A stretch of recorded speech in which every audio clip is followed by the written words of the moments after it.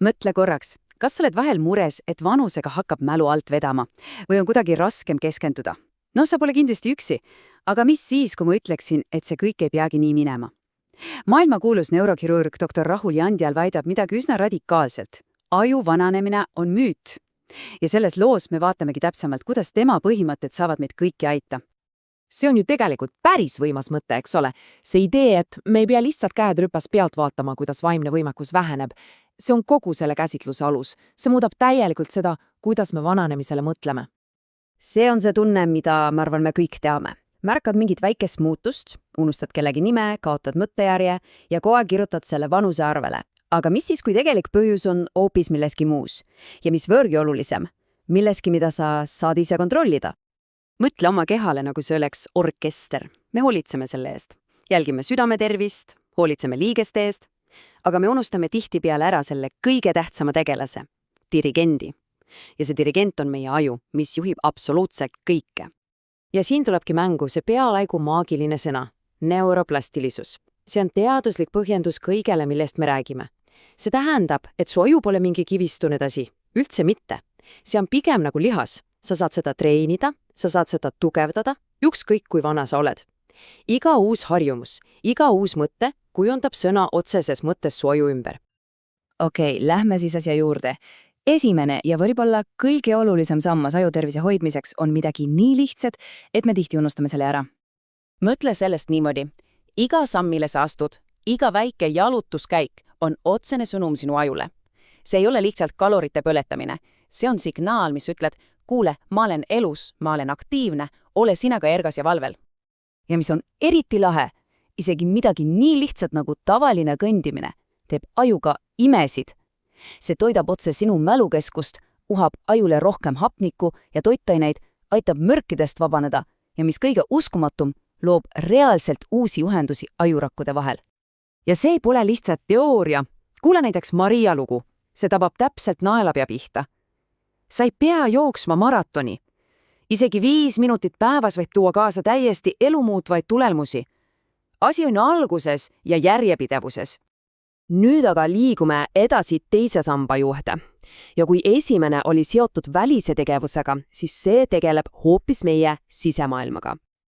Tänapäeva maailmas, kus kõik pidevalt vilgub ja piiksub ja nõuab meie tähelepanu, on vaikusest saanud luksuskaup. Aga tead, aju jaoks see pole luksus. See on absoluutselt hädavajalik hooldus. Ilma selleta on aju pidevas ülekoormuses ja ei saagi ennast parandada. Ja siin on see vahe mustvalgel näha. Ühel pool on stressis aju, kortisool on laes, veresooned ahenevad, mälu läheb kehvemaks. See on pidev võitla või põgene režiim.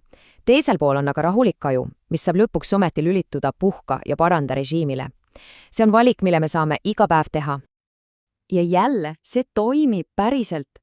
Mõtle Valentina peale. See vaikus peas, see ongi see seisung, kus aju saab lõpuks hingata ja end korda teha. Ja selleks piisas kõigest 5 minutist päevas. See on ju uskumatu. Nüüd 3. sammas. Ja see on midagi, mida me, ma arvan, tihti täiesti alahindame. Aju sügav vajadus teiste inimeste järele. Siin ongi see kriitiline mõte. Üksindus ei ole lihtsalt kurb tunne. See on aju tervisele lausa füüsiline oht. Me oleme sotsiaalsed olendid, meie aju on loodud suhtlema ja kui me võtame selle ära, siis aju hakkab närvuma. Vaata seda numbrit. –70%. Las see hetkeks settib. See on šokeerivalt suur. Mida see tähendab? See tähendab, et inimestel, kes hoiavad aktiivseid sotsiaalseid sidemeid, on 70% väiksem risk dementsuse tekkeks. See on meeletu number. See on võimsam kaitse kui peaaegu ükski ravim. Ja siin on see lugu, mis teeb selle numbri elavaks. Georgi lugu.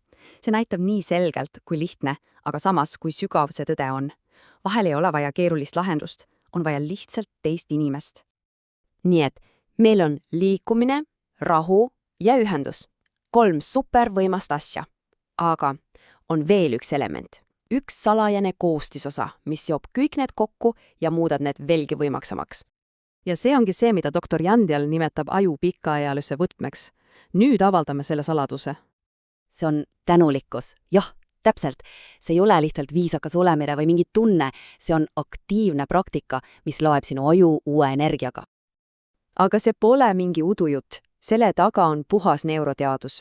Tänulikkuse praktiseerimine muutab sõna otseses mõttes sinu ajukeemiat. See lülitab aju välja sellest pidevast ohurežiimist ja lülitab sisse naudingu ja tähenduse režiimi, vallandades dopamiini ja vähendades stressihormoone. Okei, see kõik kõlab hästi, aga kuidas seda kõike siis päriselt teha? Kuidas see oma päeva sisse panna? Tegelikult on see lihtsam, kui salvad. Siin ongi sulle konkreetne ja lihtne tegevuskava. See ongi kõik. 4 lihtsat sammu. Esimene. Liigu. Isegi kui see on vaid väike tiir ümber maja. Teine. Hinga. Võta 5 minutit ja lihtsalt ole vaikuses. 3. Loo ühendus. Helista kellelegi. Ja 4. Enne magaminekut mõtle 3 heale asjale, mis sel päeval juhtus. See on sinu investeering iseendasse. Iga päev. Ja lõpetuseks üks mõte, mis võtab selle kõik kokku. Aju tervise hoidmine ei olegi tegelikult languse vältimine. See on uudishimu ja elurõõmu ja üllatumisvõimes säilitamine. Ja see ongi just see, mis teeb elu elamisväärseks igas vanuses.